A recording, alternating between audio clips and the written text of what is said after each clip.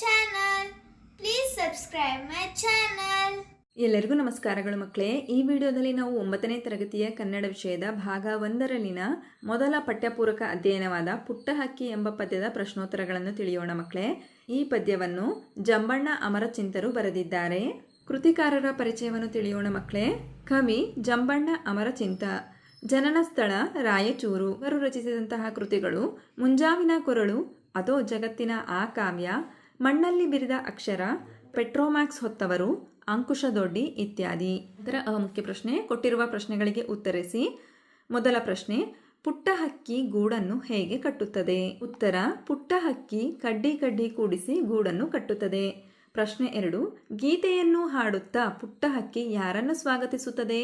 ಉತ್ತರ, ಗೀತೆಯನ್ನು ಹಾಡುತ್ತಾ ಪುಟ್ಟ ಹಕ್ಕಿಯು ಸೂರ್ಯನನ್ನು ಸ್ವಾಗತಿಸುತ್ತದೆ.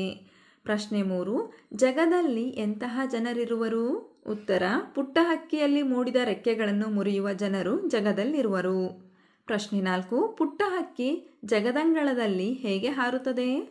ಉತ್ತರ, ಎಷ್ಟೇ ತಡೆಗೋಡೆ ಕಟ್ಟಿದರೂ ಪುಟ್ಟ ಹಕ್ಕಿ ಆ ಮೂಲೆಯಿಂದ ಈ ಮೂಲೆಗೆ ಸದಾ ಜಗದಂಗಳದಲ್ಲಿ ಹಾರುತ್ತದೆ.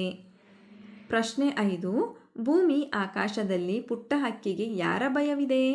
ಉತ್ತರ, ಪುಟ್ಟ ಹಕ್ಕಿಗೆ ಭೂಮಿಯಲ್ಲಿ ಭುಜಂಗನ ಭಯ ಹಾಗೂ ಆಕಾಶದಲ್ಲಿ ಗಿಡುಗನ ಭಯವಿದೆ. ಹಾಗಾದರೆ ಮಕ್ಕಳೇ, ಈ ಪಾಠದಲ್ಲಿ ಬಂದಿರತಕ್ಕಂತಹ ಎಲ್ಲ ಪ್ರಶ್ನೆಗಳಿಗೆ ನಿಮಗೆ ಉತ್ತರ ಲಭಿಸಿದೆ ಅಂತ ನಾನು ಭಾವಿಸ್ತಾ ಇದ್ದೀನಿ. ಧನ್ಯವಾದಗಳು. ನಮ್ಮ ವಿಡಿಯೋ ಇಷ್ಟವಾದಲ್ಲಿ ಪ್ಲೀಸ್ ಸಬ್ಸ್ಕ್ರೈಬ್ ಮಾಡಿ, ಲೈಕ್ ಮಾಡಿ, ಶೇರ್ ಮಾಡಿ, ಪ್ರೋತ್ಸಾಹಿಸಿ.